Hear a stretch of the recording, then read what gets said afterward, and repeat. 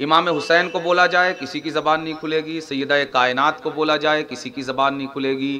مولائے کائنات کو بولا جائے کسی کی زبان نہیں کھلے گی، مگر مولائے کائنات کی گستاخی کرنے والے کو اگر بولا جائے تب زبان کھلے گی۔ سیدہ کائنات کی گستاخی کرنے والے کو بولا جائے تب زبانیں کھلے گی، امام حسین کی گستاخی کرنے والے کو بولا جائے تب زبان کھلے گی۔ یہ ان ہڈیوں کی کرامت ہے جو ڈالی جا رہی ہے، لیکن جو واقعی سادات کا نمک خوار ہے اور جو واقعی رسول کا نمک خوار ہے، اسے اس ہڈی سے پہلے، سید صاحب کی ڈالی ہوئی ہڈی سے پہلے رسول کے نمک کا حق ادا کرنا چاہیے، مولائے کائنات کے نمک کا حق ادا کرنا چاہیے،